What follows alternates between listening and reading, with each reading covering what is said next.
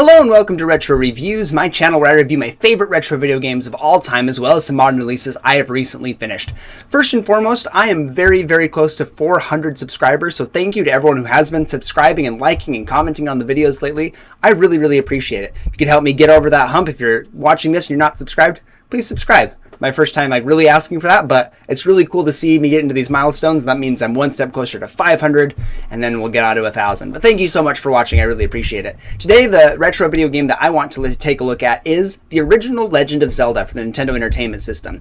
This game started off my favorite franchise of all time, and it was a massive success for Nintendo, selling something like 6 million copies. It was a launch title on the Famicom, and it was ported over to Europe and North America about a year later. Ended up being a smash hit. It was also the first cartridge in the United States that implemented the battery in the cartridge itself for save slots, which was revolutionary at the time. It was later incorporated as a separate release down the line in Japan with a battery pack as well. So this was a really big title for a lot of reasons. First off, again, it kicked off Legend of Zelda, one of the biggest gaming franchises of all time, but it also helped kick off a great way to incorporate exploration into a game. This game is very open-ended. It's pretty fantastic to see something on the NES be so open-ended that give you a lot of freedom in how you tackle the game itself. There are some dungeons that can only be accessed after getting an item from a different dungeon, so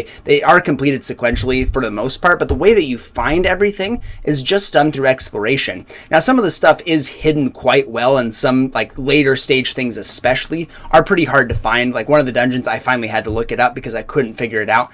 Now, this game did come with a manual and a guide that you could buy, and those things were almost essential back in the day because these games were designed to be pretty hard and take a lot of time, and especially Zelda being so free form, it was more trying to have the player themselves engage in the world and try and figure things out on their own.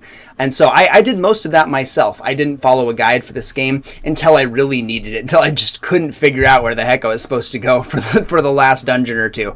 So for the most part, this game, it rewards your exploration. The more that you try things out, the more you're rewarded with it. You start off as Link at the very beginning of the game with just a shield, but you go into a cave and the old man gives you a sword, says it's dangerous to go alone, take this. An iconic line, one of the most iconic lines in all of video game history, and then Link was born. The hero himself was born. So the combat is pretty simple. You can shield things, you can attack. The enemies progressively get more difficult and more varied as time goes on. You'll get things that can shield your attacks. You'll get enemies that take off several heart containers worth of health per hit. The game increases substantially per every dungeon that you go. But you also get stronger. There's lots of RPG elements in this. You'll get upgrades to upgrade your magic meter, to upgrade your health itself, the way that you take damage, decreasing your damage that you take. So this game definitely has some RPG elements. It was definitely expanded on in the sequel, Zelda 2, which I talked about very recently and had a very good response on. But this game really kickstarted that idea of a kind of open world exploration with some RPG elements and heavy focus on action. Zelda really succeeds because it incorporates all these things so well all at the same time. It's actually incredible that at their very first try, they're not only able to perfect really basic combat in a game like this with top-down perspective here, but doing it in such a way that it stays rewarding the further you get into the game. It doesn't just stay stagnant. While you are just typically swinging your sword, you also get other items that give you magic attacks, that give you some more range, that give you different ways of approaching the way you tackle your enemies, and that you almost need to do so because the enemies get so varied in the way that they attack you is really terrifying at times. You have some things that will pop into view for just a moment to shoot a spell at you and then disappear. They're really hard to pin down, so you have to use your ranged attacks or get within close striking distance. So stuff like that is really challenging. The game gets very challenging as well the more you get into the later dungeons, especially